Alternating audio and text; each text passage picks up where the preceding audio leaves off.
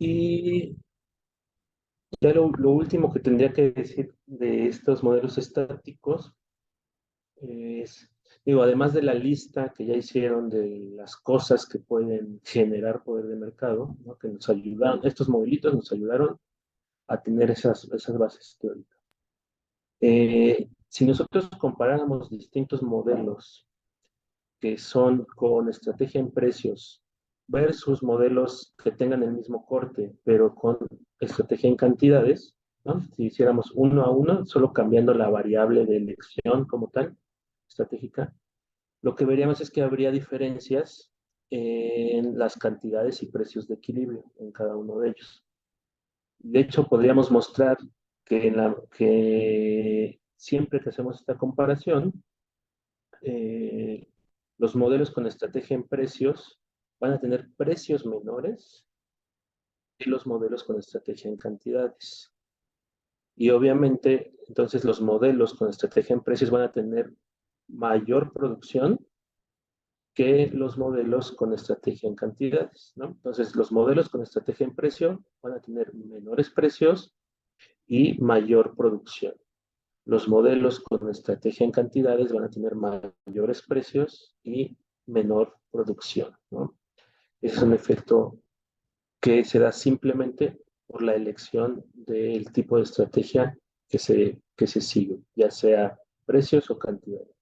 Ya me habíamos platicado antes de esto un poquito, pero decíamos que al final no siempre o es completamente factible que un empresario escoja como tal cuál va a ser su estrategia, si precios o cantidades, ¿no? No siempre es factible, sino depende de las características del propio mercado que se esté ahí, en el que se esté. Va a haber mercados donde es mucho más fácil modificar los precios, entonces va a ser mercados que compiten vía precio y va a haber mercados donde es mucho más sencillo modificar las cantidades, ¿no? Hablábamos de el mercado de vuelos, por ejemplo, o de edificios, ¿no? Que es muy difícil modificar en el corto plazo las cantidades, ¿no? El número de aviones que hay en ciertas flotillas, o el número de departamentos, entonces se compite vía precios, ¿no? Entonces, si ustedes ven los precios, los vuelos pues son muy variables, ¿no? Alrededor del tiempo hay una competencia vía precios, ¿no? Que es lo que está sucediendo ahí. Eh, Obviamente depende de las elasticidades y demás, ¿no? Entonces, y donde hay problemas con modificar los precios de un momento a otro, pues a veces se trata de competir vía cantidades, que decíamos que son los modelos de precios pegajosos o precios de menú, ese tipo de modelos, que son los que presuponen esto, ¿no? Eh, por ejemplo, pues el nombre lo dice, ¿no? Los precios de menú, pues todas esas empresas que tienen catálogos de precios, ¿no? Que imprimen catálogos anuales, ¿no? Todas estas empresas, por ejemplo, como de papelería, ¿no? O de cositas para eventos, ¿no? Pues sí que son libros grandes que se imprimen y se reparten a los posibles proveedores mayoristas, pues esos libros no pueden cambiar día a día, ¿no? Todos esos catálogos. Entonces, se tiene que dejar un precio fijo por un periodo de tiempo. Normalmente son 6 meses, un año, lo que se pueden mantener. Y pues se trata de competir en cantidades, ¿no? Ese tipo de mercados. ¿Va?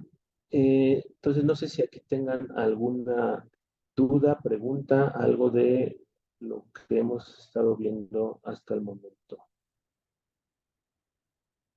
¿No? ¿Todo bien? ¿Se podría decir, por ejemplo, que hay mercados que compiten en cantidades donde a lo mejor los precios son muy volátiles? No, o sea, si los precios son volátiles, o si lo pensamos volátil, quiere decir que el precio no tiene problemas en ser modificado, ¿no? Bueno, yo entendería, si escucho la palabra volátil, es que puede cambiar de un día para otro, arriba o hacia abajo. Entonces ese precio no tiene, no, como no hay un problema para que se modifique, pues posiblemente la competencia que se va a dar en esos mercados donde es muy volátil va a ser vía precios. Y por eso es muy volátil el precio, en realidad. ¿No? Como decíamos, lo de los vuelos, ¿no? Puedes hoy entrar y ver un vuelo y te lo dan a 500 pesos y mañana ya está en 3.500, ¿no? O algo así. Y el domingo baja de nuevo a una cantidad mucho menor, ¿no? Ahí el precio puede modificarse instantáneamente, de hecho, entonces se compite vía precios. ¿Sí? Entonces vamos a conectar, digo, la pantallita, por acá.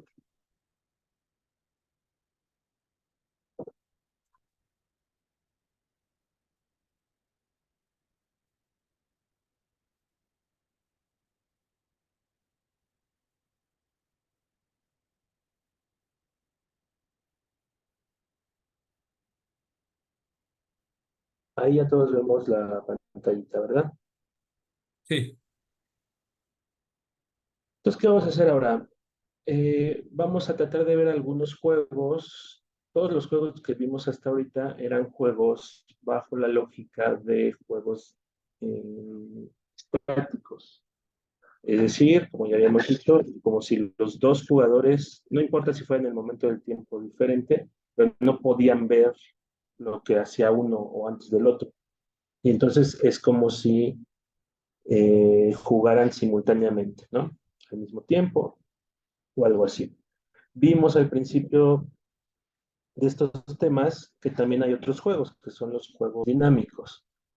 Esos juegos dinámicos que mencionábamos, lo que implicaba es que primero tira un jugador, después tira otro, después puede tirar otro y así van en una secuencia, ¿no? El juego dinámico tiene que ver con este concepto de que cada jugador tira en cierta secuencia.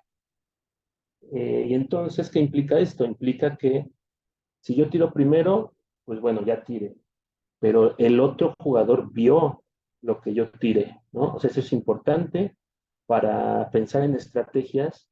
Es importante saber si tengo información del pasado o no tengo información del pasado.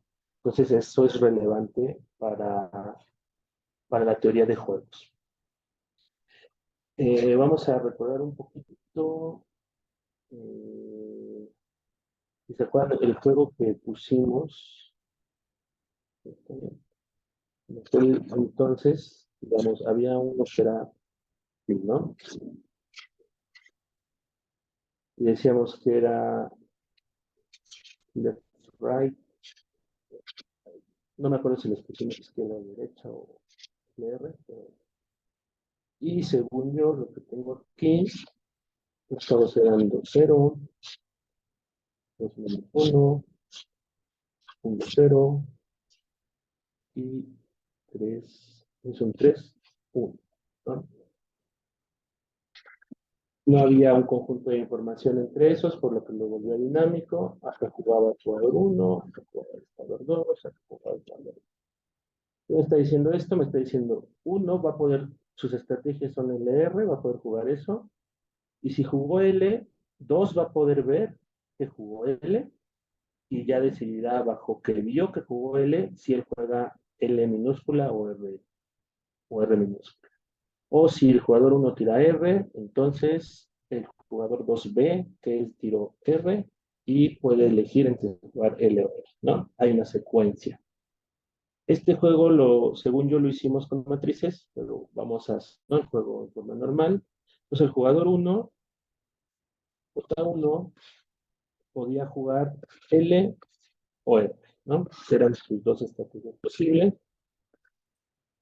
Y el jugador 2, decíamos, su estrategia puede ser siempre tirar L, sea lo que haga el otro, siempre tirar L, ¿no? Esa era una. Otra podría ser siempre tirar R, ¿no? Sin importar lo que haga el otro, siempre tiro R. Otra podría ser, si tira L, yo tiro L, y si él tira R, yo tiro R, ¿no? Otra estrategia posible.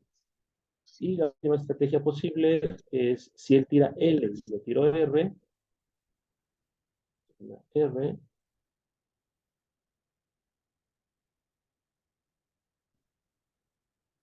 no me deja cerrar este cuadrito.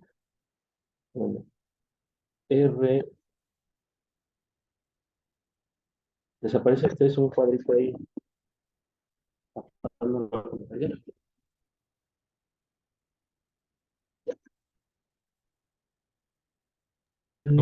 Tiro R y ¿sí? ¿Alguien comentó algo? Ah, no, no, no, nada. Estoy volviendo loco. Más. Y si tira R, tiro L. ¿Ok? Esas son las cuatro estrategias posibles que tiene el jugador 2. En la matriz de pagos, pues ¿qué tenemos? Si este tira L y el otro tira L, pues tengo el 2,0, ¿no? Si uno tira L y en esta estrategia el otro tira R, entonces tenemos LR, el 2 menos 1. Si este tira L y el otro tira E, le decimos que es el 2, 0. Y este tira L y el otro tira R, pues es el 2 menos 1. Bajo. Si uno tira R, el otro ahí va a tirar L. RL es 1, 0. Si este tira R y el otro tira R, entonces va a ser es 1. El otro tira R y el otro tira R, entonces va a ser es 1. Tira R y el otro tira L, va a ser 1, 0. ¿De acuerdo? ¿Todos de acuerdo en la construcción? ¿Es 3-1? ¿Cómo? ¿Ahí me escucha, profe? A ver. Que sí es 3-1 el último pago. Este de acá. Ah, no, bueno, el penúltimo de la tabla. Este sí es 3,1. Ah, ok. Entonces, bueno, ahí está el juego y pueden existir equilibrios de Nash, ¿no?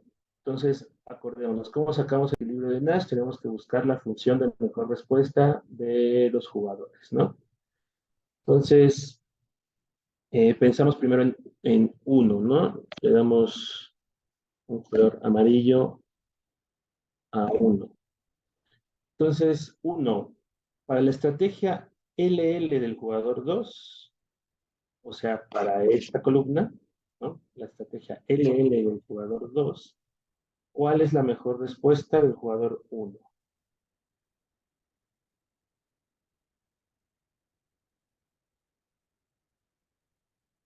Díganme, díganme. L. L. Para la estrategia RR del jugador 2, ¿cuál es la mejor respuesta del jugador 1? R. R. Para la estrategia LR del jugador 2, ¿cuál es la mejor respuesta del jugador 1? R. R. Para la estrategia RL del jugador 1, ¿cuál es la mejor respuesta de 1? L. L. ¿No? Entonces ahí está la función de respuesta de 1. Vamos a sacar la de 2. Para la estrategia L del jugador 1, ¿cuál es la mejor respuesta del jugador 2?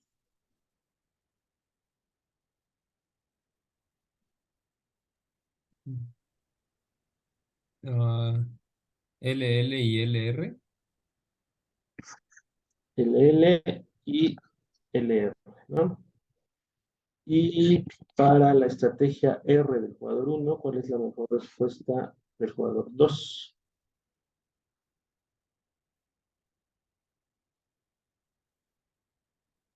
Las dos del medio. RR y LR, ¿de acuerdo? Entonces ahí están las dos funciones de mejor respuesta de ambos jugadores. Vemos que las funciones de mejor respuesta se cruzan aquí, se cruza aquí y se cruza aquí. Entonces, por definición, el conjunto de estrategias, ¿no? El conjunto de estrategias L, que es la estrategia del jugador 1, junto con la estrategia LL, es un equilibrio de Nash, el equilibrio de Nash 1. También el conjunto de estrategias R, RR, perfil de estrategias también es un equilibrio de Nash, equilibrio de Nash 2, y el perfil de estrategias R, LR también es un equilibrio de Nash. ¿Sí? En este caso tenemos 3 equilibrios de Nash diferentes. ¿De acuerdo? Hasta aquí vamos bien, ¿no? Sí, Ahora, vamos a generar un nuevo concepto. Bueno, el concepto que nos interesa es el equilibrio de Nash, se llama equilibrio de Nash de subjuego perfecto. ¿Sí? Ese va a ser nuestro nuevo concepto, equilibrio de Nash de subjuego perfecto. ¿De dónde viene este concepto? Déjenme cerrar mi ventana porque está lloviendo.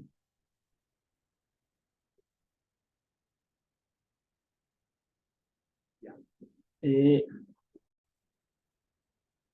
lo que genera este concepto tiene que ver con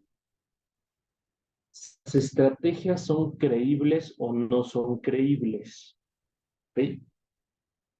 Ese es el punto base específico para determinar este concepto de equilibrio de Nash de subjuego perfecto. ¿Una estrategia es creíble o no es creíble? ¿Qué es lo que va a hacer este equilibrio? Va a eliminar estrategias que no son creíbles, ¿no? También se le llama equilibrio de la mano temblorosa. ¿Por qué se le llama equilibrio de la mano temblorosa? Porque eh, uno, ¿no? El jugador 1 juega con certeza L o R, ¿no? O sea, o juega L o juega R, ¿no? Por un lado u otro. Y entonces el jugador 2 ve con certeza lo que jugó, L o R, ¿no? No hay problema. Y bajo eso que vio con certeza decide. Pero, ¿qué tal que de repente, digamos que aquí está el jugador 1, bailando, ahí, y va a elegir L, él quiere elegir L, es lo que va a elegir, L. Entonces ya va a elegir L, le tiembla la mano y se va para el otro lado. Por eso se llama equilibrio de mano temblorosa. Es que existiera una posibilidad de que no se eligiera el lado que se va a elegir, ¿no? Por eso es mano temblorosa, porque hay una probabilidad de que, aunque yo iba a escoger L, yo quería escoger L, me tembló la mano en el último momento y me fui para L, ¿no? Hay una posibilidad de que me vaya para aquel lado. ¿Por qué es importante esto? Porque si se fijan, la estrategia de 2 eh, está hecha para las dos posibilidades, para que si escoge L o escoge R. ¿Están de acuerdo? Entonces vamos a pensar en el primer equilibrio en este de acá. Aquí uno escoge L, eso lo ve con certeza 2, y entonces 2 dice, yo voy a escoger L. ¿Por qué? Claramente porque si escogiera R, pues ya no me sale, me sale -1, ¿no? Pierdo si escogiera R. Pero a ver, si tuviera el jugador 1 mano temblorosa y en vez de escoger L, escoge R, esa estrategia de 2, ¿qué me dice que escogería 2? La estrategia de aquí, ¿qué escogería 2 si en vez de que fuera L, escogiera R el jugador 1? ¿Qué escogería 2? Bajo esta estrategia. L. L, ¿no? Por eso la estrategia es LL. Siempre escoger L en cualquier circunstancia, ¿no? Entonces, si escogiera L2, si se fijan, L le da menos de lo que le da escoger R. Entonces yo les pregunto, ¿esta estrategia es creíble? No. Funciona cuando uno escoge L, ¿no? Esa estrategia funciona cuando uno escoge L, pero no funciona cuando escoge R. ¿Están de acuerdo? Entonces, sí, si escoge L, él sin ningún problema se va por aquel lado, claro. Pero a nivel de estrategia, que es que tengo que tomar en cuenta todas las acciones de mis posibles contrincantes, deja de ser creíble. Porque realmente, si se fuera por R, nunca escogería 2L, siempre escogería R. Entonces, en realidad, esta es una estrategia no creíble. ¿Sí? ¿Se entendió? Entonces vamos a analizar si la estrategia 2 es creíble o no es creíble, ¿no? Que es la RR. Entonces, aquí me dice, el jugador 2 escoge R, y entonces el jugador 2 escoge R, y entonces el jugador 1 va a escoger R. Y eso me lleva a ese equilibrio de Nash. ¿Qué pasa si le temblara la mano al jugador 1 y en vez de escoger R, escoge L? ¿La estrategia R es creíble o no es creíble? Lo que aquí voy a escoger R siempre, sin importar lo que haga el otro. Esa es mi estrategia. Es creíble que si en vez de que uno jugara R, le temblara la mano y escogiera L, la respuesta R es lo que escogería el jugador 2.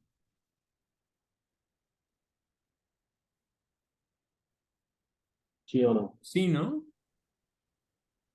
No, porque LR me da -1 al jugador 2 y LL le da 0, es mayor 0, ¿no? A -1.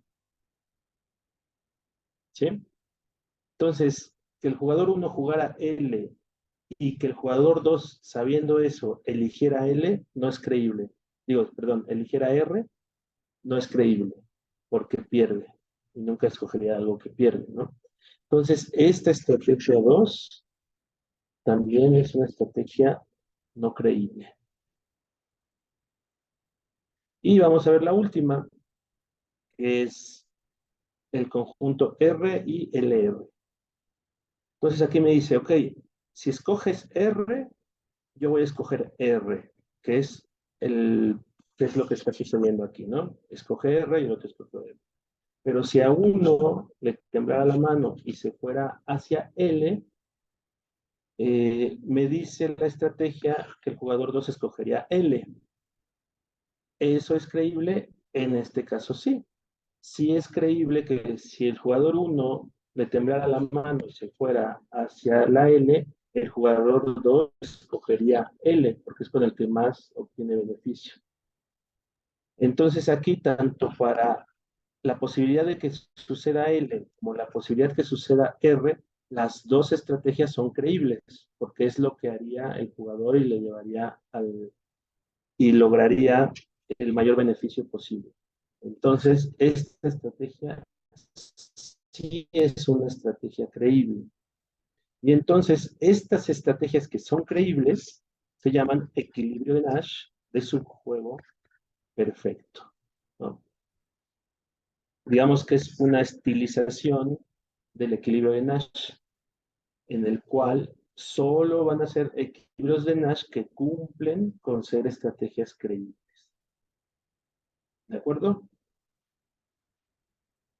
¿De dónde sale el nombre ahora? Digo, ¿sí se entendió esto? Creo que conceptualmente es bastante intuitivo, ¿no? Creo.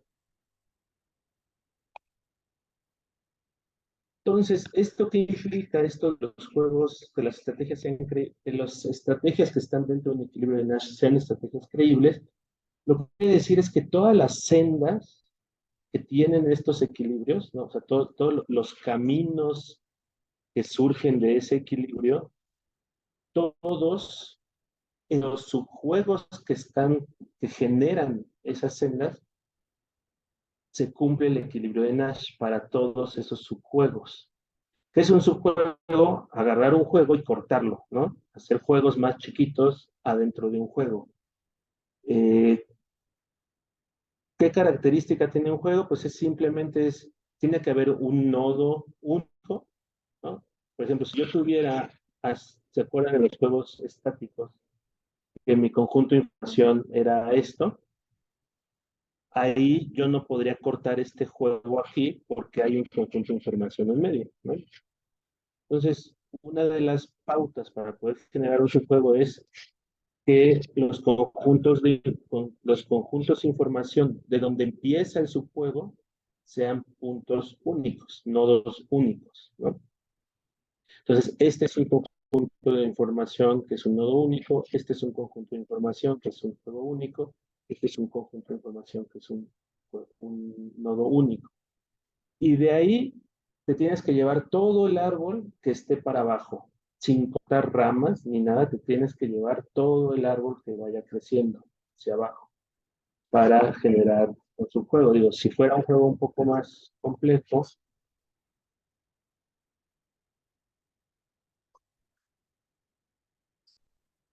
pues, por ejemplo, algo así.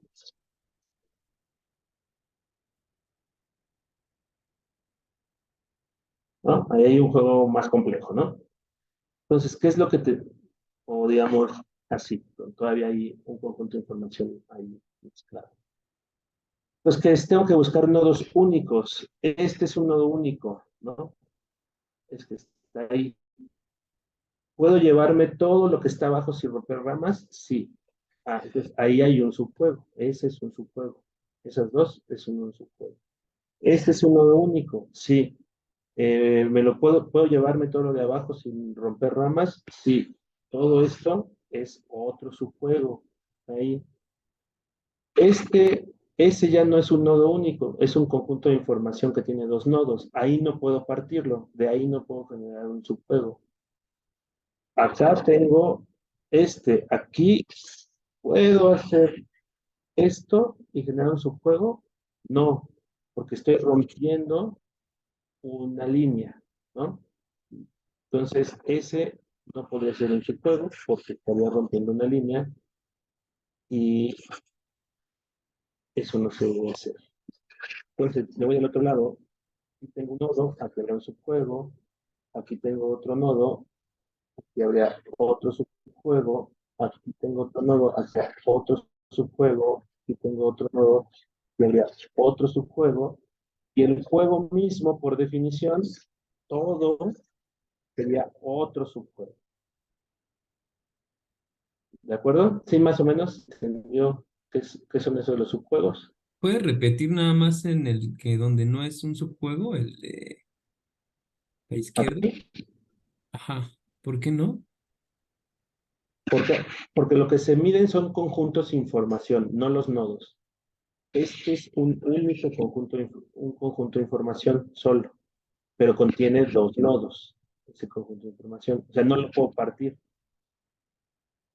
Entonces, ahí no puedo agarrar un nodo y de ahí bajar. Tengo que agarrar todo el conjunto de información y de ahí partir.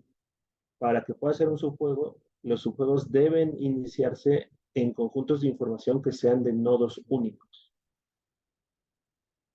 ¿Sí? ¿Sí se acuerdan que es el conjunto de información, va? Aquí la diferencia es que este es un conjunto de información, este es un conjunto de información, todo este es un conjunto de información, este es un conjunto de información, este es un conjunto de información, este es un conjunto de información, este es un conjunto de información y este es un conjunto de información. El que tengo aquí es un conjunto de información que no es con nodo único, tiene dos nodos integrados, por lo tanto, por definición, no puedo generar un subjuego desde esos dos nodos que están ahí. ¿Vale? Entonces, si me voy acá arriba, este juego que está lo más sencillo, ¿no? ¿Cuántos subjuegos tengo ahí?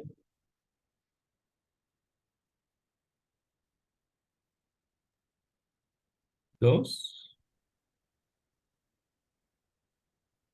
Tres, ¿no? Porque acuérdense, el propio juego es un subjuego. Es decir, tengo este subjuego, porque ahí tengo un conjunto de información con nodo único. Tengo este subjuego, porque tengo ahí un conjunto de información único. Y este también es un conjunto de información con nodo único. Sería otro subjuego, ¿no? Tendría tres subjuegos, incluyendo el juego mismo, ¿vale? Si lo vemos así, o sea, ¿qué pasa entonces si yo resuelvo de los juegos más pequeños, o sea, de los últimos juegos, resuelvo esos últimos juegos y voy avanzando hacia el principio, ¿no? Si yo hago eso, si resuelvo, encuentro equilibrios de Nash en los últimos juegos y voy regresando hacia el principio, lo que estaría encontrando son sendas que me garantizan que son sendas de estrategias creíbles, ¿no? Porque, porque sí garantizo que en cada subjuego se toma la estrategia óptima y por tanto las estrategias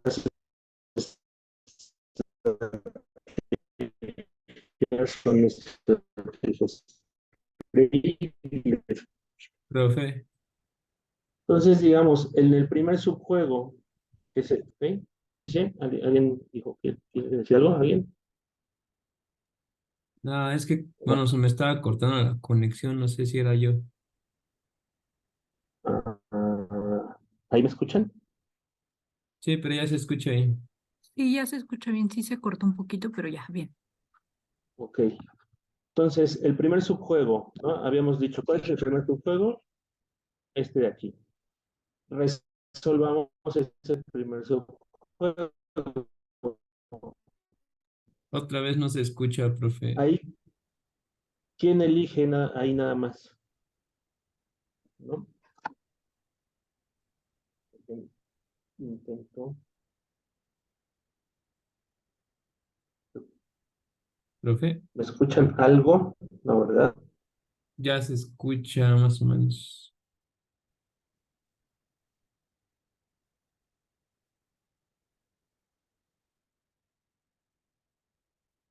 Hola, hola, ¿ahí me escuchan otra vez? Sí, Sí se escucha. Se corta a veces, pero ahorita se escucha bien. Ok, yo traté de cambiar de red, a ver, con eso se soluciona. ¿Qué decíamos? Ok, ese primer subjuego. Ahí, ¿quién es el único que está jugando? Dos, ¿no? Entonces, si él juega ese juego, ¿cuál sería la estrategia óptima para él? ¿Cuál sería su equilibrio de Nash en ese subjuego?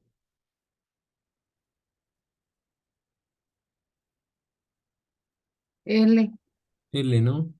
L. Es decir, nunca escogería R en ese.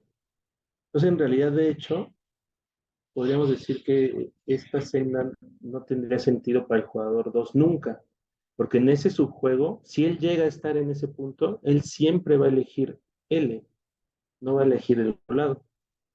Si me voy al otro subjuego, donde también solo juega 2, entonces, ¿cuál sería el equilibrio de Nash de ese jugador, de ese subjuego? R, R, y en R, digo, entonces L, de hecho, es una estrategia o es una senda descartable como tal, porque en ese subjuego el jugador 2 siempre solo escogería R. Y ahora si me voy al siguiente subjuego, tomando en consideración que esas dos sendas no tendrían sentido, no serían posibles, o sea, me voy al juego grande, pero ahora sin ver las otras dos sendas, le toca elegir a uno. Uno que elegiría R, Derecha. R, ¿no? Entonces, esta senda no es parte del equilibrio para el jugador 1, y entonces el equilibrio de Nash de su juego perfecto sería esta senda. Es la senda óptima. ¿De acuerdo? Que en términos de este juego de acá sería este conjunto de estrategias, el R, y para el jugador 2, L. ¿De acuerdo? ¿Sí se entendió? Ese equilibrio, ¿cómo se llama entonces? Equilibrio de Nash de subjuego perfecto. Ok. ¿Vale? Equilibrio de Nash de subjuego perfecto. Entonces, así como en el ejemplo que vimos, o sea, lo que implica intuitivamente es encontrar las sendas óptimas, sendas creíbles, sendas de estrategias creíbles. Y si se fijan cómo lo hicimos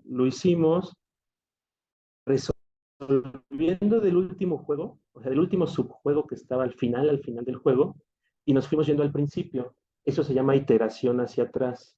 Entonces, la forma de resolver un equilibrio de Nash de subjuego perfecto es con iteración hacia atrás. Empiezas del último movimiento, resuelves el último movimiento y después vas avanzando hacia el principio, resolviendo los siguientes movimientos.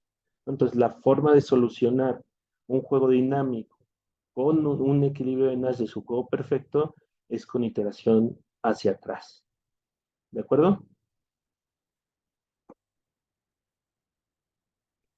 ¿Por qué es importante esto? Porque bajo esta lógica del equilibrio de Nash de su juego perfecto, que se solucionan con una iteración hacia atrás, resolviendo primero el último juego y después acercándonos al principio, es como vamos a resolver los juegos dinámicos con funciones continuas. ¿Vale? Esto era como para darnos la intuición y la idea. ¿Dudas hasta aquí? ¿Algo que me regrese? ¿Todo bien? Sí. ¿Podría nada más repetir brevemente, profesor? Cuando estábamos viendo si era una estrategia no creíble, es que me perdí un poco por lo de la R y la L y todo, pero en el 3, por qué ese, pues, o sea, por qué no es no creíble? Deja, borro todo. Creo que tal vez es más fácil que haga otro, ¿verdad? Acá. No, voy a quedar más borrando. Acá tengo L, R, este juega 1, tengo L, R, L, R, que juega 2, ahí está. Bueno, aquí teníamos LL, tenemos 2, 0, LR tenemos 2, 1, y RL tengo 1, 0, y RR tengo 3, 1, ¿no? Ahí está. Entonces, ya habíamos encontrado estos equilibrios, ¿no? Entonces, el primer equilibrio, que me dice, esto es un equilibrio, ¿por qué? Porque es un conjunto de mejores respuestas. Eh, ¿Qué me está diciendo? ¿Cuál es el perfil de estrategias? Es el jugador 1 juega L, el jugador 2 ve que uno juega L, y bajo la estrategia del jugador 2, que es LL, o sea, siempre tirar L, sin importar si el jugador 1 tira L o R, el jugador 2 siempre va a tirar L pequeño, ¿no? Esa es la estrategia que está ahí. Entonces dice, si tira L, entonces acuérdate que este corchete de aquí lo que significa es, la primera parte significa lo que haría 2 cuando uno tira L mayúscula. Y la segunda parte significa lo que haría 2 cuando tira R mayúscula al jugador 1, ¿no? Hay que recordar la lectura de estas estrategias. Pero las estrategias, acuérdate que no son acciones, es un conjunto de acciones posibles que enfrentan todas las estrategias de mi contrincante, ¿no? Para el jugador 1 en este caso sí es una acción, porque es lo único que puede hacer L o R. Sus estrategias son iguales a sus acciones. Pero para el jugador 2 no. Él tiene estrategias que son pares ordenados. ¿Por qué? Porque tiene que pensar qué hacer para dos acciones posibles de su contrincante, ¿no? Esa es la lógica. Entonces, en la estrategia, en este equilibrio de Nash, ¿cuál es la senda que está diciendo? Es, ok, el jugador 1 escogió L, y bajo la estrategia, ¿cuál estrategia? El jugador 2 ve de su campo de estrategias y dice, ok, vamos a aplicar la estrategia LL, ¿no? Es la estrategia que aplica. Entonces, si uno agarró L, entonces, ¿qué jugaría 2? 2 jugaría L. Bajo esa estrategia jugaría L. Entonces, la senda que escoge es LL y se llevan 2-0. ¿De acuerdo? Pero la estrategia no está hecha para la estrategia de 2 no está hecha para, para, para que solo se dé con certeza L. La estrategia de 2 también está hecha por si el jugador 1 jugara R, que esa es la mano temblorosa, es, ok, no juego L, hay una posibilidad de que no juego L y juego R, ¿no? Entonces no jugó L, juega R. 2 dice, ok, saco mi estrategia. ¿Qué jugaría yo 2? Bajo esta estrategia juego L. Eso es lo que me está diciendo esta estrategia. Entonces mi senda sería de aquí para acá. Bajo esa estrategia, el jugador 2, si el jugador 1 jugara R, tendría 0. ¿Es creíble? No, no es creíble. ¿Por qué?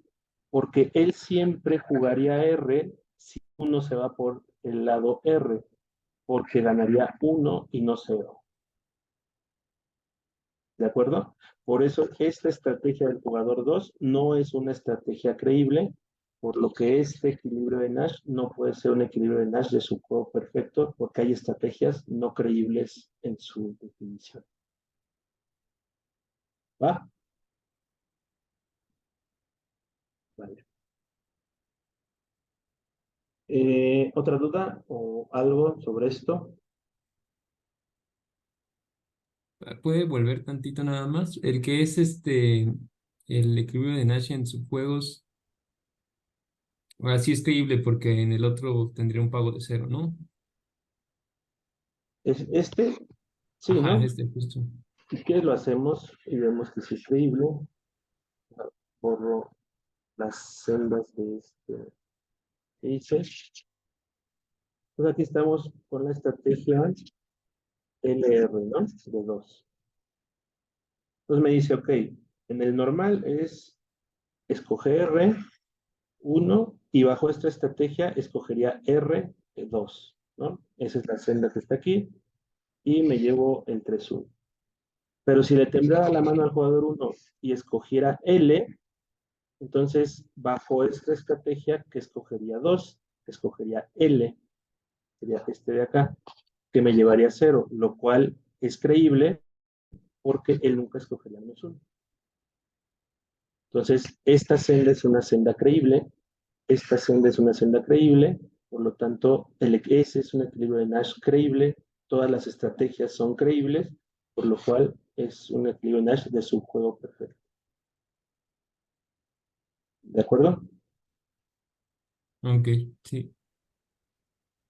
Por eso, si te fijas, el de en medio, que también da 3-1, ¿no? O sea, también da un valor de 3-1, pero no es un equilibrio de Nash de subjuego perfecto, porque aquí sería R aquí, ¿no? Sería RR. Entonces, sí, la senda de la derecha es la que es. Pero si se fuera por L bajo la estrategia RR, 2 se iría por R y eso no sería creíble porque ganaría menos 1, que es menor a 0. Y por eso este segundo no es creíble. ¿Va? Sí. Vale. Avancemos. Entonces, lo que vamos a hacer ahorita es hacer un juego dinámico que seguramente ustedes ya conocen, es el modelo de Stackhelmer. ¿no? No sé si lo conocen, ¿no? Supongo. Es Zuckerberg.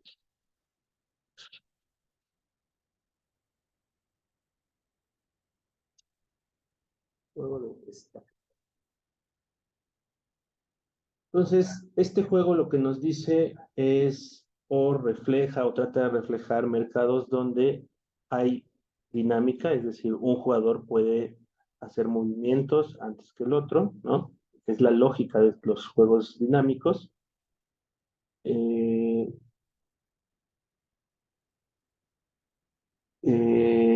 digo, puede haber distintos mercados, ¿no? Que sean de esta forma. Muchos mercados pueden ser juegos, juegos dinámicos.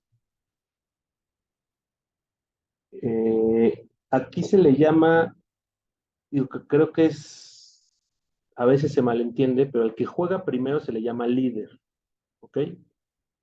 Y al que juega después o a los que juegan después se le llama seguidor o seguidores, ¿ok? Aquí nada más no nos confundamos en que el líder siempre tiene que ser el que obtiene el mayor beneficio posible, ¿ok? Solo se llama líder porque juega primero.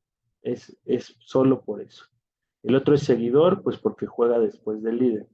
Pero dependiendo del modelo que hagan y las condiciones del modelo que hagan, van a existir modelos en los que en algunos casos el líder se lleve más beneficios o van a existir modelos en los que los seguidores se lleven más beneficios, ¿vale? Nada tiene que ver lo del líder o seguidor con los beneficios que se obtengan. Pero bueno, entonces en nuestro juego hay un líder y hay un seguidor. Entonces, vamos a hacer un juego de un duopolio. Vamos a suponer que la variable estratégica son las cantidades. Entonces, este va a ser un modelo de cantidades.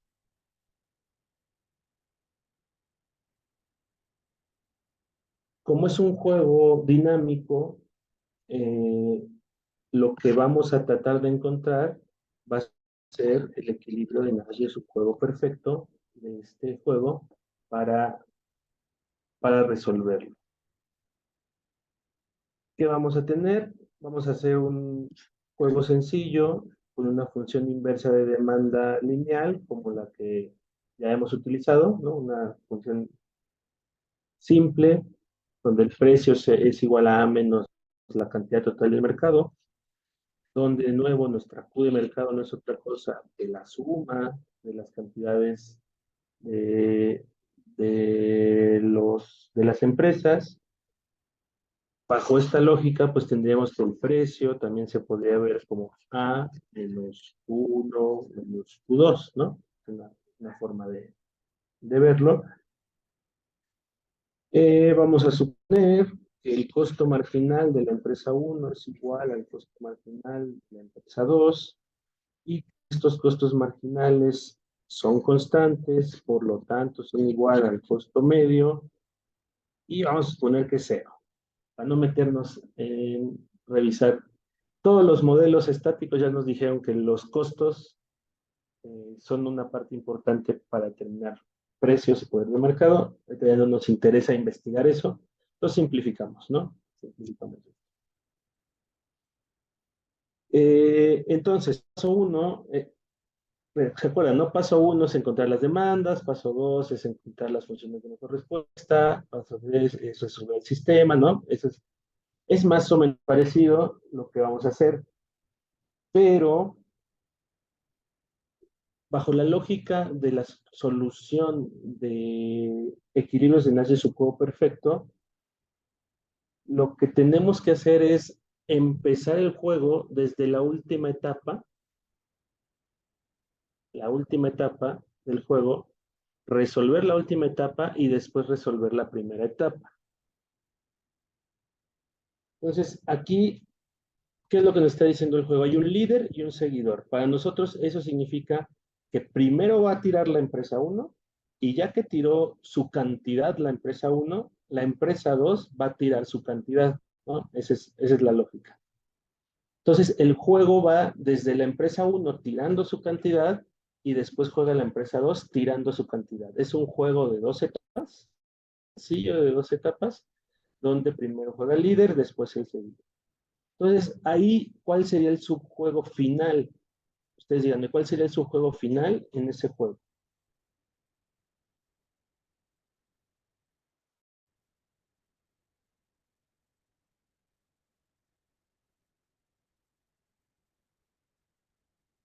Cuando la empresa 2 determina su cantidad, Exactamente, ¿no? O sea, en este juego que es de 2 etapas, la primera etapa juega 1, la segunda juega 2, el subjuego final es cuando la empresa 2 escoge cuánto va a producir, dado lo que ya hizo la otra. Entonces, primero hay que resolver ese subjuego. Cuando vimos juegos estáticos, no importaba si resolvía lo de la empresa 1 o de la empresa 2, no importaba. Sacábamos las condiciones de primer orden, de hecho, con una I, ¿no? Con la I, para que se formara el sistema de ecuaciones instantáneamente, ¿no? Teníamos todas las ecuaciones al mismo tiempo, con la I, ¿no? Podríamos haber resuelto primero para la empresa 1 y después para la 2, o primero para la 2 y después para la 1. No importaba el orden en cómo resolvíamos esas condiciones. Aquí sí importa. Aquí importa porque hay que empezar resolviendo de atrás hacia adelante.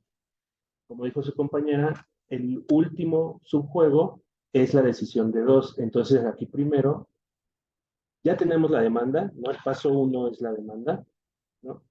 Y acá el paso 2, que es el paso 2 y 3, que es encontrar el beneficio y las funciones de mejor respuesta, digamos que se subdividen en encontrar los beneficios y las mejores respuestas del último subjuego primero, y ya que resolviste ese último subjuego, con la información de ese subjuego, ahora resuelves el de la primera etapa. ¿De acuerdo? Es la pequeña diferencia entre las dos metodologías. Entonces, bajo toda esta información, el paso 1 ya lo tenemos, la demanda, que sería E igual a menos 1 menos 2, ¿no? Ya está. El paso 2, aquí sería el beneficio del último subjuego, ¿no? Entonces, ¿qué beneficio tenemos que encontrar aquí? Pues el beneficio de la empresa 2, ¿no? Que es el que nos interesa. El beneficio de la empresa 2, pues, ¿qué sería?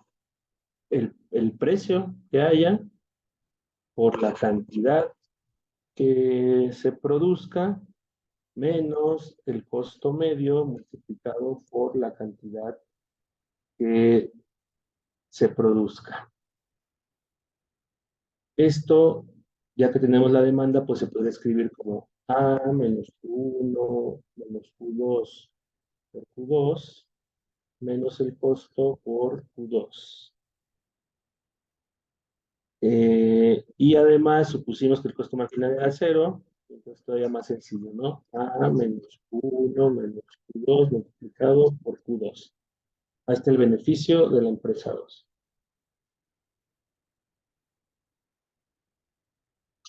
El 3 en este caso entonces es la función de mejor respuesta.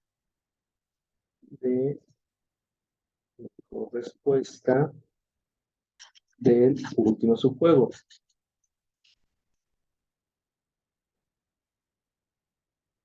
Juego. Pues, ¿qué tengo que hacer? Pues sacar la condición de primer orden de la empresa 2. Entonces, esto ya es sencillo, que es la derivada del beneficio de la empresa 2 con respecto a Q2. Y pues aquí ya lo tengo muy sencillo, ¿no? Puras multiplicaciones, pues entonces me queda la A menos la Q1 menos 2 veces la Q cuadrada. Y eso, para que sea condición de primer orden, debe ser igual a 0. ¿De acuerdo? Entonces aquí tengo mi condición de primer orden, de aquí puedo encontrar la función de mejor respuesta de la empresa 2, que depende de la cantidad de 1, que se definiría como Q2, que es igual a menos 1 entre 2. Y ahí está la función de mejor respuesta de la empresa 2. Entonces, fíjense y traten de acordarse de lo que estábamos viendo ahí arriba con los árboles. Aquí no me importa qué es el valor que haya escogido uno, ¿no? El valor que escoja uno puede ser 0, 1000, 1.000.000, el valor que sea que escoja uno. La Q que va a elegir va a ser la que optimice su decisión. Entonces, con esta solución, lo que estamos es generando todas estas sendas que nos pueden dar un óptimo. Estoy eliminando las sendas no creíbles, por así decirlo, con el proceso de optimización. Porque aquí cualquiera que sea el resultado que elija uno, cualquiera, sea L o R, no importa, lo que va a elegir 2 va a ser óptimo, ¿no? Ya estoy desechando de facto cualquier estrategia no creíble que pueda existir, porque deviene de la optimización, del problema de optimización. ¿De acuerdo? ¿Todos de acuerdo? Entonces, con esto ya resolví el último subjuego. O sea, ya está resuelto. ¿Vale? Es decir, fue como borrar las sendas que no eran, ¿no? Ahí cuando hicimos allá arriba. Ok, entonces aquí me regreso acá. Vamos a ponerle aquí 2.1 y 3.1. 2.2. ¿Qué sería el 2.2? Resolver el siguiente juego arriba del último. En este caso solo tengo un juego, una etapa más, ¿no? La etapa del jugador 1. Entonces ahora, ya que resolví la etapa del jugador 2, ahora resuelvo la etapa del jugador 1. Entonces, ahora me voy a la siguiente etapa, a la etapa inicial, y veo cuál sería el beneficio. De nuevo, es P por Q1 menos el costo medio por Q1, será igual a menos Q1 menos Q2 por Q1 menos el 0, ¿no? Porque dijimos que el costo marginal era 0. Pero ¿qué tengo aquí?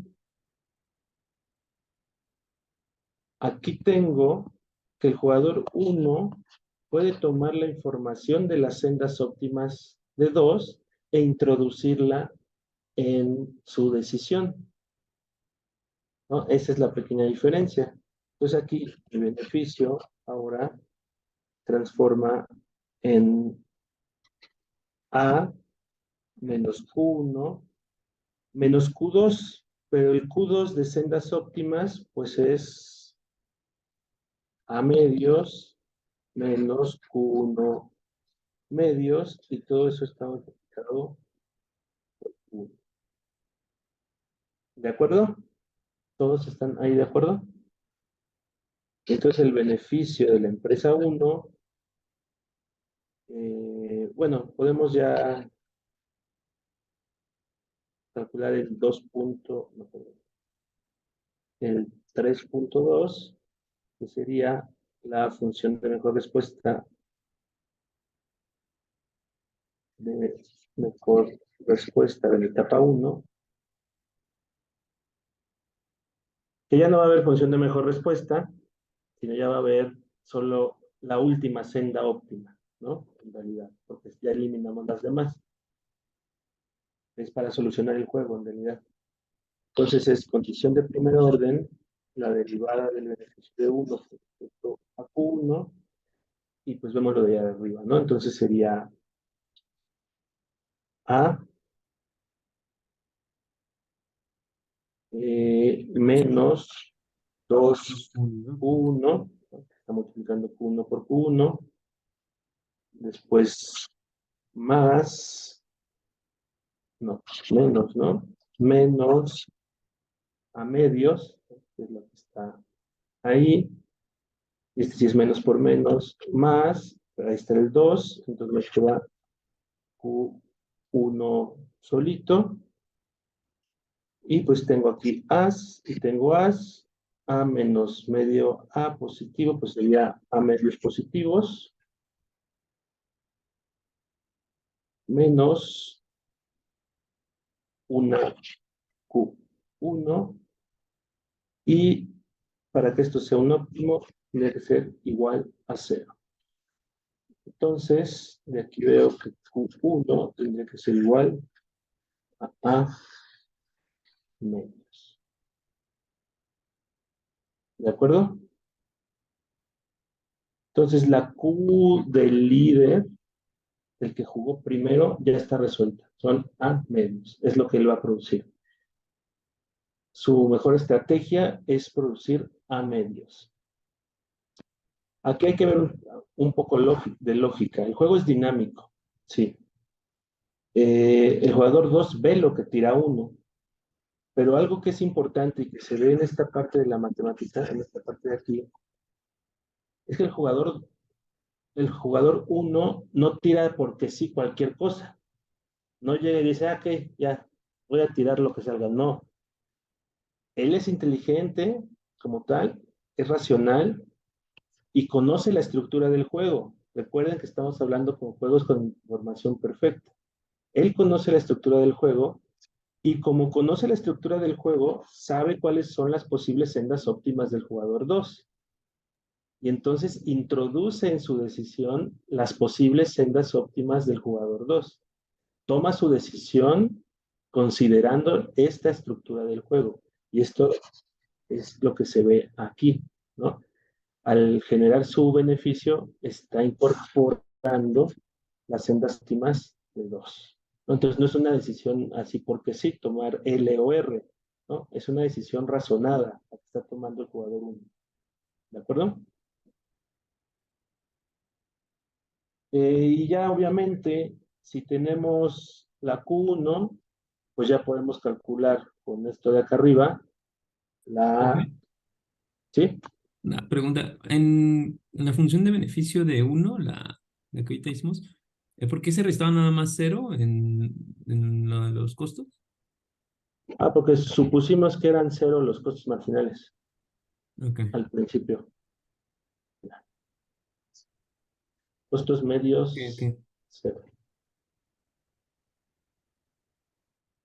Entonces ya acabamos. Ya encontramos cuánto es la Q1. Con esa Q1 podemos encontrar Q2, que sería la Q2, que sería la del seguidor. Que ya vimos que entonces es A menos la Q1, que es la del líder, entre 2. Ya sería A menos A medios de 2. Esto me haría A medios menos A cuartos. Y entonces esto sería A cuartos, ¿no? Y tendríamos que entonces la Q del seguidor será igual a A cuartos. Entonces, el equilibrio de Nash de su juego perfecto, en este caso, es A medios A cuartos.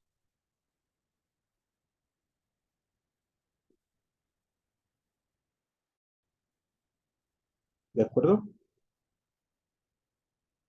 Y de aquí pues ya todo ya es como una cadena de sustituciones, ¿no? Quiero encontrar el precio que hay en el mercado, pues ya sé que el precio es A menos Q, eso es A menos Q1 menos Q2, y entonces tengo que esto sería igual a A menos A medios menos A cuartos,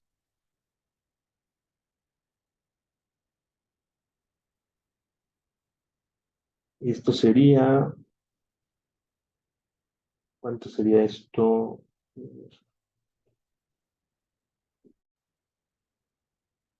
Vamos a hacerlo todo.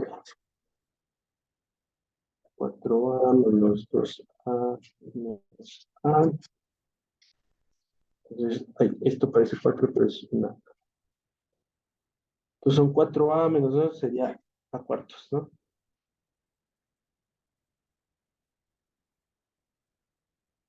Ya que tengo el precio, que es a cuartos, no es el precio de equilibrio, pues ya es muy fácil agarrar el beneficio del líder. Y como no hay costos, pues simplemente es B por Q1, que sería entonces a cuartos por a medios, en este caso sería a cuadrada octavos, y el beneficio del seguidor sería el precio por cantidad, que sería a cuartos por a cuartos, sería a cuadrada 16avos. Claramente en este caso, el líder obtuvo una ventaja por ser líder, ¿no? En este caso, lo que les decía al principio, no es una regla que tenga que suceder esto. En este modelo que estamos haciendo, sí sucede. Aquí este jugador obtiene una ventaja por ser el primero que, que jugó y entonces se lleva más beneficios en el mercado. Así se le dice, cuando el beneficio de una es mayor, le decimos que obtuvo ventaja por su posición en el juego, ¿no? En este caso, el tirar primero le da una ventaja al jugador. El líder tiene ventaja, es un líder ventajoso. ¿De acuerdo? Si no hay dudas hasta aquí. No. Si agarráramos el modelo de Cournot, el último modelo de Cournot que hicimos, y con los mismos datos buscáramos el equilibrio, ¿no? En el modelo de Cournot de juego estático, este es un juego dinámico. Si hiciéramos con Cournot, acuérdense que Cournot también es de cantidades, ¿no? Lo que obtendríamos en Cournot, ay, perdón, digamos que lo que se obtendría en Cournot, como los costos son iguales, producirían lo mismo, ¿no? En el juego de Cournot, y se producirían a tercios cada una de las empresas en Cournot. Vamos a ponerle una C acá para que se vea Cournot. Y como producen lo mismo, el beneficio de las empresas en Cournot sería a medios novenos, ¿no? O sea, con la misma información de este juego, pero aplicándolo al modelo de Cournot, eso pasaría. Entonces, ¿qué vemos? En comparación con Cournot, ¿qué podríamos decir?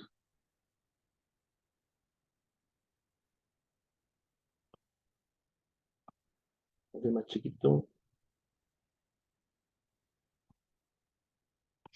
Uno, acá está lo que produce en Stackelberg, ¿no? Entonces, a ver, el líder.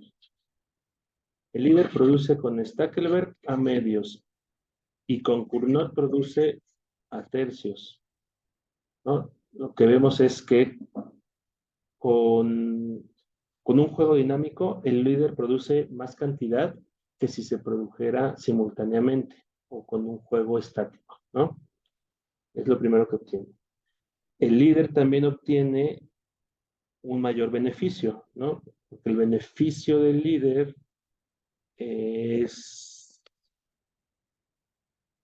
a medios octavos, ¿no? El beneficio es a medios octavos que es mayor, digo, a cuadrada novenos. Entonces, al pasar de un juego estático a un juego dinámico, el que juega primero produce más que si se jugara con Cournot y obtiene mayor beneficio que el otro. El seguidor, el seguidor en el dinámico produce a cuartos, dijimos, sí, que es menor a tercios que se producirían con Cournot. Y el beneficio que obtiene el seguidor es a cuadrado 16avos, que es menor a cuadrado novenos. Entonces, en este sentido, pasar de un juego estático a un juego dinámico hace que el seguidor produzca menos y se lleve menos beneficios. Entonces, implícitamente, lo que estamos viendo aquí es que cuando hay un juego dinámico, no es un juego en el que los dos tiran, aunque no pueden ver el líder, de cierta forma, se le genera un incentivo. Debe existir un incentivo para el líder a producir más, ¿no? Si estamos comparando Cournot, que sería el momento donde jugamos al mismo tiempo, ¿no? ¿Por qué entonces yo juego primero, no? Tengo que tener un incentivo para decir, ok, si las condiciones existen, yo voy a jugar primero. ¿Por qué? Porque como vemos aquí, yo puedo obtener más beneficios si un juego estático lo vuelvo un juego dinámico. Debe existir ciertos incentivos. ¿Qué es lo que estamos mostrando aquí? A ver, espérenme tantito, ¿vale? Bien, vayan por agua.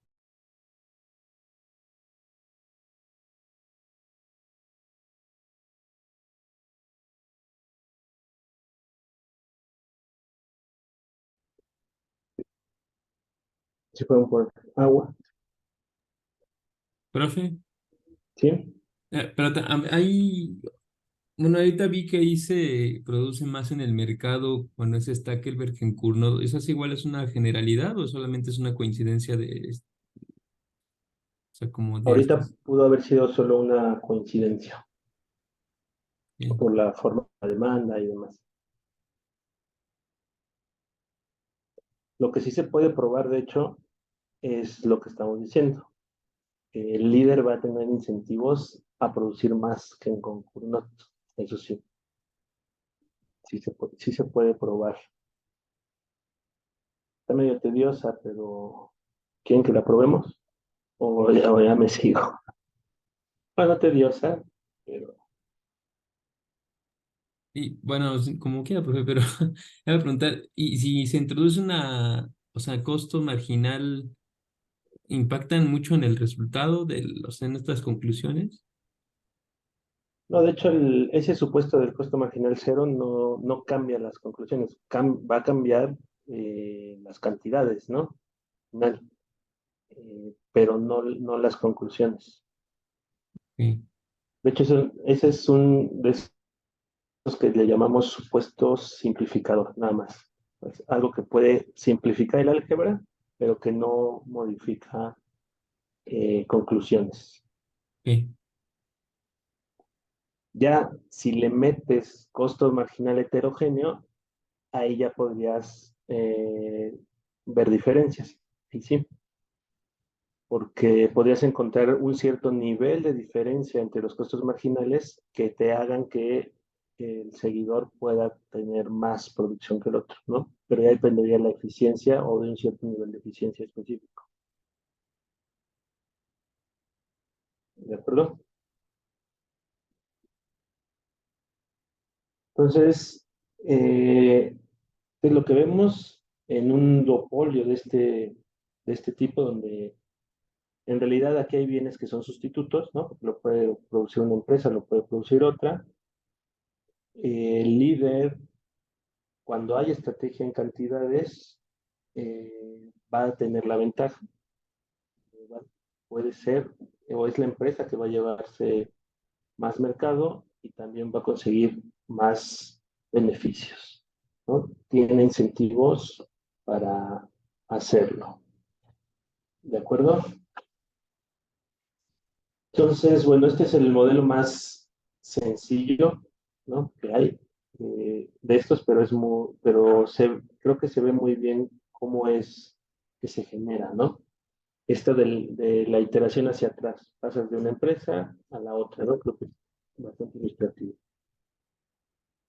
Eh, si tomamos en cuenta un modelo en competencia en precios así sencillito como los que hicimos, tipo Bertrand o el tipo de costos asimétricos, ¿no?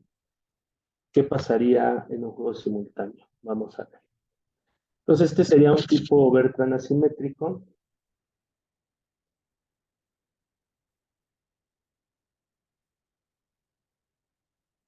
Entonces, aquí vamos a meter esto de la asimetría en costos, ¿no?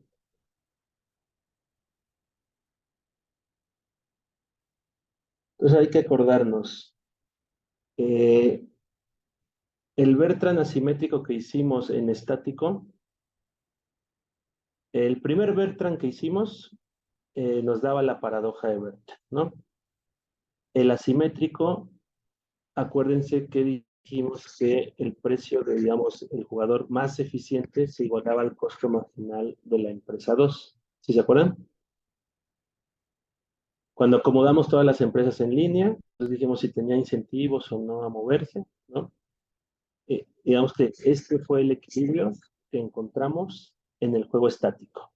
El precio de la empresa más eficiente se igualaba al costo marginal de la siguiente empresa en eficiencia. Vamos a ver qué pasa si el juego es dinámico, ¿no? Eso cambiaría las cosas o no, o qué sucede. Entonces, pues ya saben nuestros supuestos. Uno, la empresa 1, la empresa 1 es más eficiente, entonces su costo marginal es menor que el costo marginal de 2. Producto homogéneo.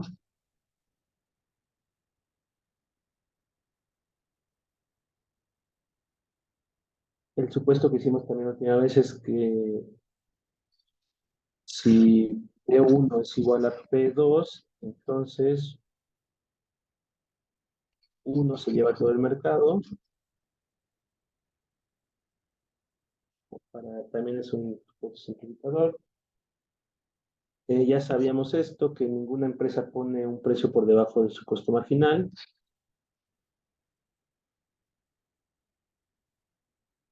Precios abajo del costo marginal.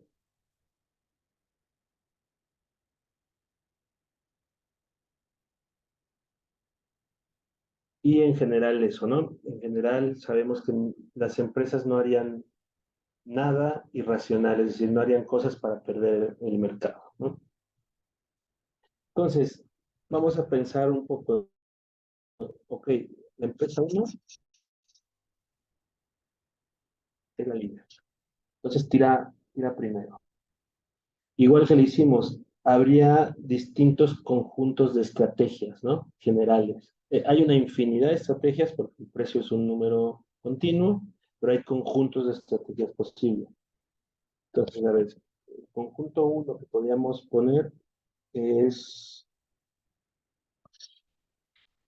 precio menor al costo marginal de 2, ¿no? Ese es un conjunto de estrategias. El conjunto 2 podría ser precio igual al costo marginal de 2 y 3 precio mayor al costo marginal de 2. Entonces, aquí, digo, esto no es real, porque hay una infinidad, pero es como si hubiera 3 conjuntos posibles, ¿no? 3 líneas posibles. Aquí no, porque aquí reflejan acciones, pero o sea, aquí hay una infinidad de precios que cumplen esto, una infinidad de precios que cumplen esto, una infinidad de precios que cumplen esto, pero es como si lo viéramos así, ¿no? 3 conjuntos de elecciones posibles. ¿Qué puede hacer la empresa 2? La empresa 2, pues, puede responder, ¿no? A lo que haga. Responde 2. ¿Qué puede responder 2? Vamos a poner, lo primero que puede responder 2 es un precio menor al de la empresa 1. O sea, haya hecho lo que haya hecho la empresa 1, la empresa 2 podría responder poniendo un precio menor. Su otro conjunto es, pues, poner precio 2 es igual, precio 1,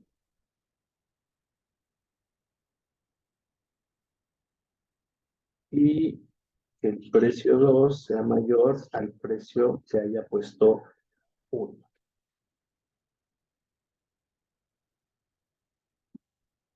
Si lo pensamos como si fuera un árbol, que no está bien, pero es intuitivo verlo así, pues habría 3 conjuntos de respuestas de la empresa 2.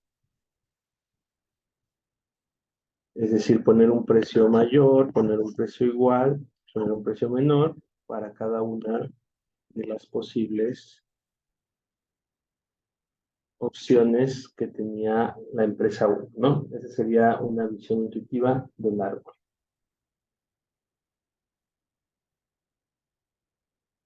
Y ahora ustedes, con su mágica intuición,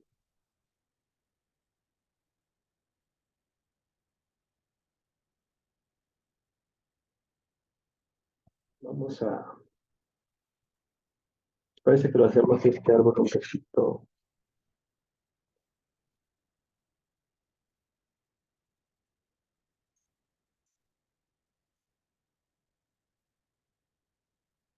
Entonces, ¿cuál es el primer conjunto? Bueno, ustedes ahí lo tienen, ¿no? A ver, díganme, del jugador 1, ¿cuál era su primer conjunto de opciones?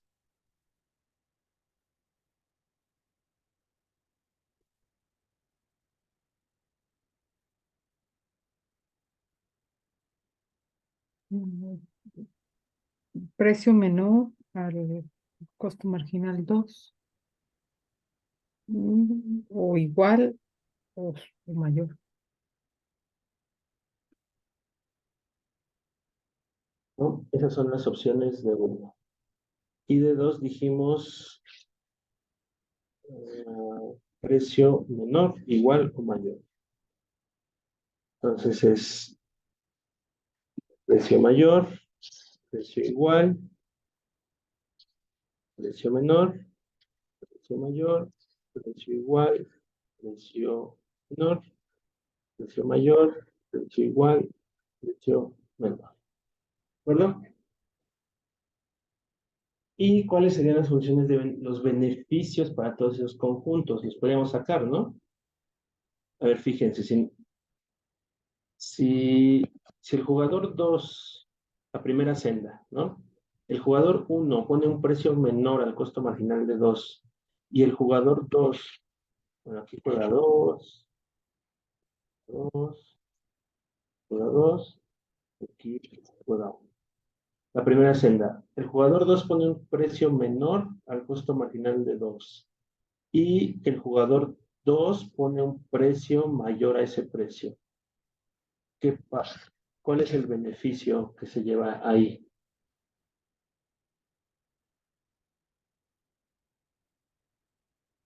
Digo, no me van a poder dar un número, pero ¿Positivo? Eh, Quedaría 0 para el 2 y todo para el 1.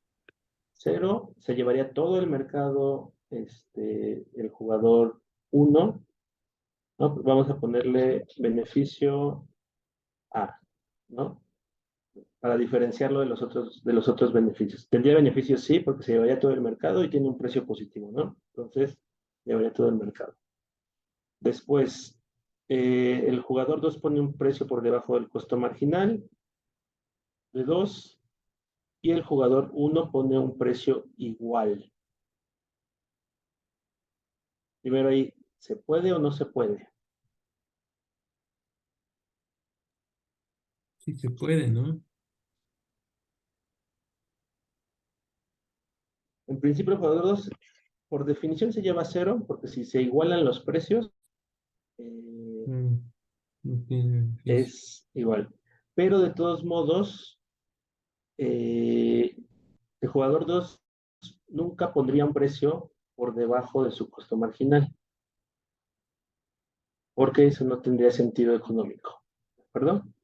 Entonces, de todos modos, se llevaría 0 y se llevaría otro beneficio por decirle B, más o menos.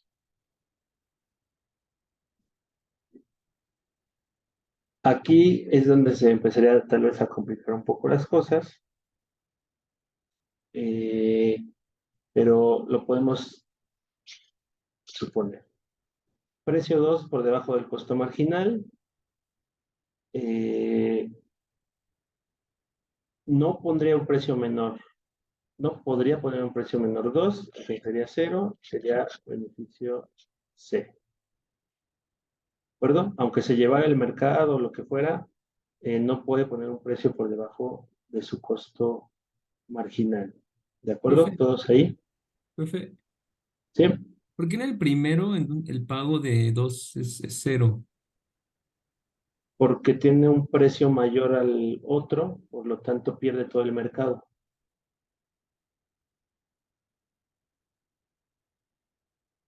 Después, en la segunda senda es el jugador 2 pone un precio igual al costo marginal.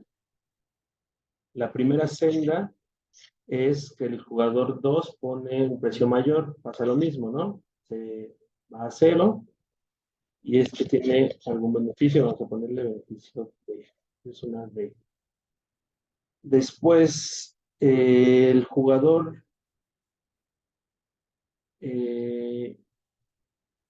2 pone un precio igual al costo marginal y el jugador 2 pone un precio igual. Igual se va a 0, pero, pero por eficiencia, no por precio, ¿no? ¿De acuerdo? Y este se lleva a veces de un beneficio. En este caso, el jugador 2 no puede poner un precio por debajo del costo marginal. Hay un límite, digamos que son sendas no creíbles, ¿no? Esas que están suponiendo eso son sendas no creíbles. Y este se lleva un beneficio a veces de E. F. Después la última, el jugador 2 pone un precio por arriba del costo marginal. El primero igual 0, SDFG, se lleva un beneficio mayor. Después lleva 0, H, porque igualan el precio. Y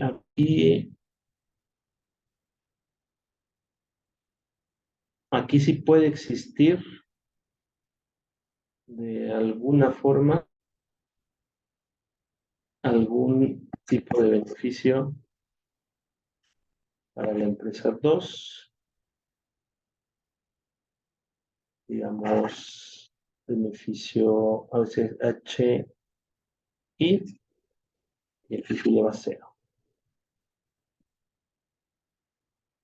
¿De acuerdo? Pues más o menos ese es un esquema. Digo, todavía no estamos comparando posibles beneficios ni mucho más, ¿no? Eh,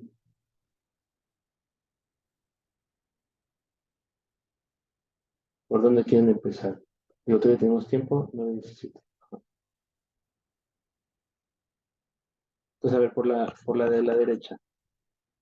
Si resolvemos los subjuegos, nos empezamos por los últimos juegos. Aquí habría un subjuego, ¿no? Habría 3 subjuegos hasta abajo.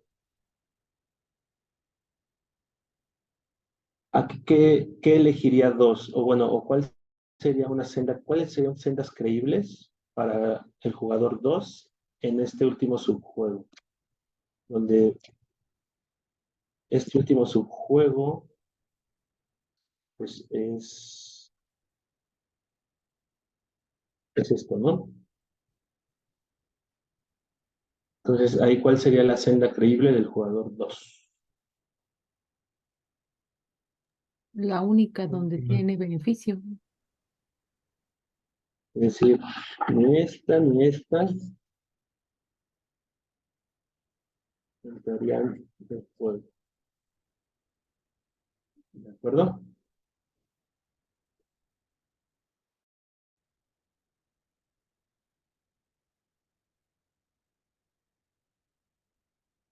Ahora, este subjuego de aquí, el siguiente. Traten de pensar, uno, en... traten de pensar, uno, en sendas creíbles, y dos, recuerdan que los equilibrios de Nash tenemos que pensar en incentivos a buscar otra estrategia. ¿Sí? ¿Están de acuerdo? ¿Se acuerdan de eso? Cuando sacábamos equilibrios de Nash, decíamos, ¿y hay incentivos para moverse o no? ¿No? Esa era la lógica. Entonces, bajo esas dos cosas, bajo esas dos mentalidades, eh, aquí desaparece alguna senda, digo, por beneficios parece que todas pues, son iguales para el jugador 2, ¿no? Y ahora, todas son creíbles y ninguna tiene incentivos a moverse. Vamos a ver la de la derecha.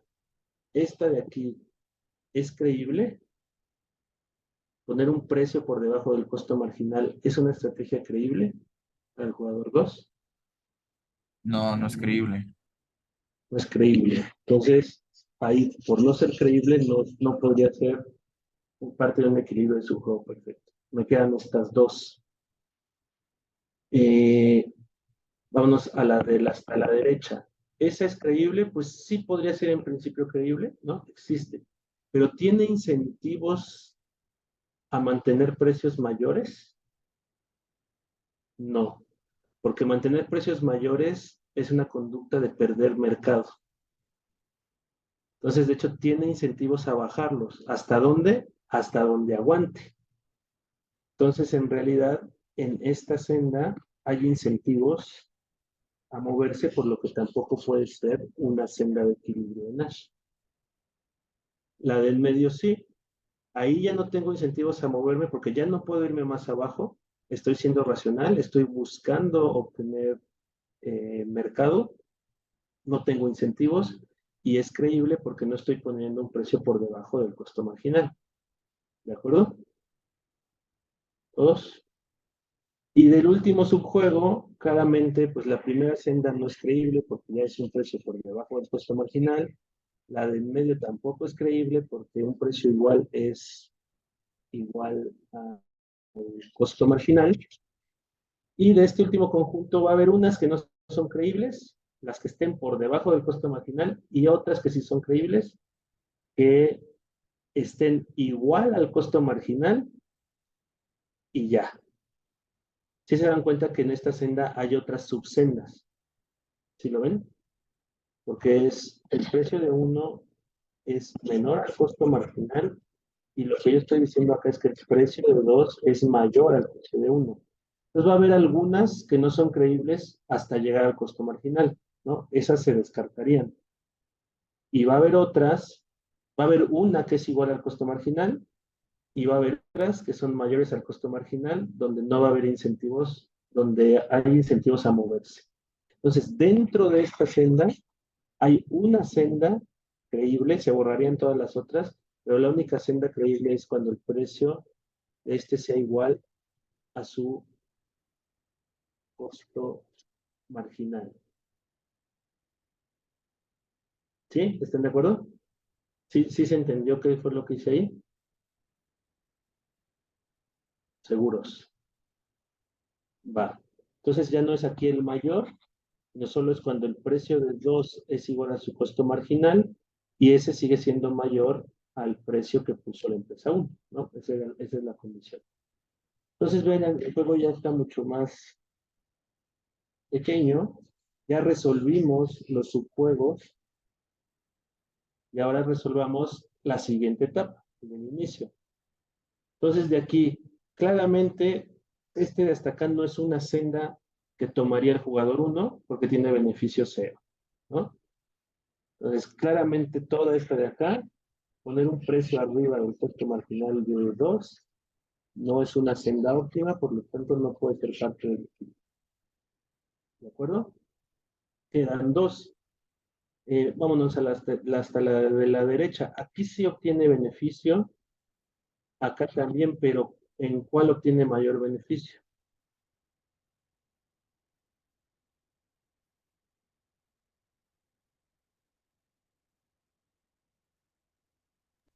Cuando es igual al ¿En la costo, de medio? la de medio. En la del medio, claramente el precio igual al costo marginal, pues es mayor al otro precio, es menor al costo marginal, ¿no? Entonces, como aquí pongo un precio que es menor, me llevo todo el mercado, ¿sí? Me llevo todo el mercado, pero a un precio menor al costo marginal de 2. Acá también me llevo todo el mercado, pero a un precio mayor, de hecho al precio mayor máximo posible, ¿no? Entonces, la senda de la izquierda tampoco es una senda factible como tal, y esta sería una senda de equilibrio de Nash. De Nash es un juego perfecto. Entonces, aquí el equilibrio de Nash se da de nuevo cuando el precio de la empresa es más eficiente, se iguala al costo marginal de la empresa que le sigue en eficiencia. Entonces, en este caso, el hecho de que existiera dinámica en el juego no modifica el equilibrio que se encontraba cuando era un juego simultáneo, ¿no? Entonces, en este caso, la dinámica no es una variable que esté afectando las decisiones. Y de hecho se llega al mismo resultado si hacen un juego en donde el que primero juega es la empresa 2, ¿no? La menos eficiente juega primero y la empresa 1 juega después, se va a llegar de hecho al mismo resultado. ¿De acuerdo?